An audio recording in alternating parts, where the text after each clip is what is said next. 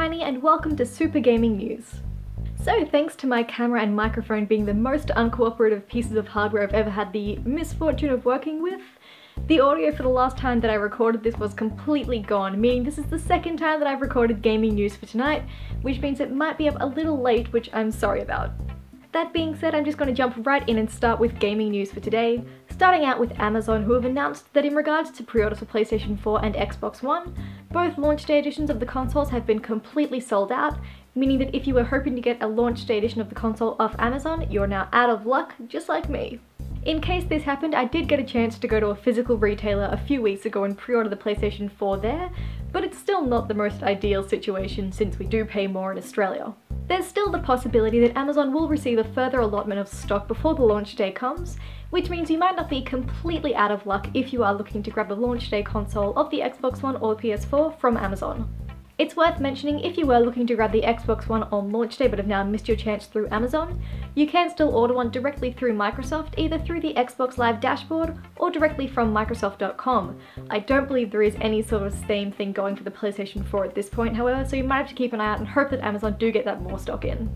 Otherwise, I would suggest that you do a quick run around your local shops and have a check and see if you can still grab a pre-order at any local stores. Jumping forward to the next piece of news, Microsoft this morning have officially announced the reorganisation of their company, which will stretch the Xbox One's development over several different divisions. Microsoft is going to be reorganised into several different divisions, including engineering, which is where the Xbox One will be situated. Engineering is then going to be split into 4 different units, including 2 where the Xbox One's development will take place, operating systems, and the hardware area.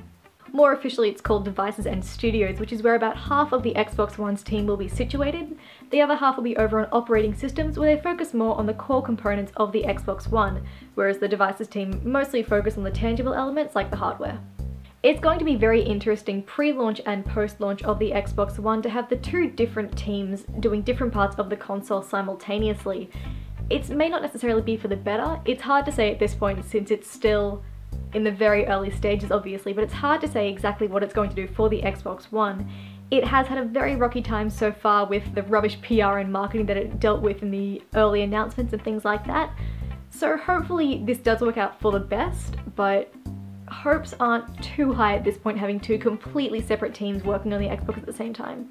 It's just a little worrying thinking of how they'll deal with things like feedback and feedback from each other's teams, and I don't know, I'm not within Microsoft, I'm not like a big company person, so I may not know a lot here. It might work out fantastically, but just a couple of things to think about.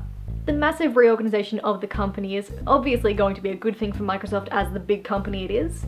For the Xbox One, I can only hope that it doesn't do too much in terms of negative anything for the company, because right now the Xbox One doesn't need any more negativity towards it. The next piece of news comes to us from Insomniac Games, who have announced there is going to be a new entry in the Ratchet Clank series on PS3, Ratchet Clank Into the Nexus. Into the Nexus is going to serve as an epilogue to the future series of the Ratchet Clank games on PS3, which is why it's releasing on PS3 and not PS4.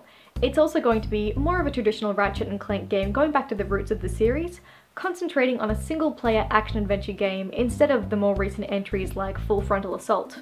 Ratchet & Clank Into the Nexus will retail for $29.99 in fall this year or spring if you're in the Southern Hemisphere, but community leader of Insomniac Games James Stevenson has said that despite the lower price point, it doesn't mean there's going to be less content in this game because it's going to be longer than Quest for Booty and Full Frontal Assault. As I mentioned earlier, the game is releasing in fall of this year or spring if you're in the Southern Hemisphere, and is going to be available by digital download or a physical retail copy.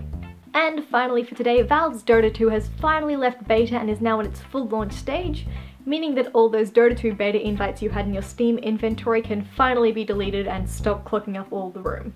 They're only allowing access to the full server in waves, basically to make sure that their servers can handle the player load, probably to avoid first day server debacle launches like SimCity and Diablo 3 both had. If you'd like to get your hands on Dota 2's full release, head over to dota2.com/the beta is over and click the big Get Dota 2 button. Otherwise you can just head to the page on Steam and click the same button there. This will place you into an email queue and they'll send you an email when you can have access to the game yourself. This system is probably a little frustrating for those beta players who've been playing non-stop for the last 2 years and just want to be in that full release version right now, but ultimately it's far less frustrating than if the servers did explode due to player load and rendered them unusable for 3 or 4 days. And that is all the gaming news that I have to share with you guys today, so thank you as always so much for watching. Please remember you can find me on Twitter, Facebook and Tumblr. The links can be found in the description below, and you can subscribe to me here on YouTube for more gaming news and videos in future. Wherever the subscribe button is, go ahead and click it. It might be up, down, left, right, or just somewhere else. I don't know. If you have anything to say about anything that I said today, please go ahead and leave it as a comment below. And I think that is everything, so thanks again so much for watching, and I'll see you all again soon for more gaming news and videos. Bye!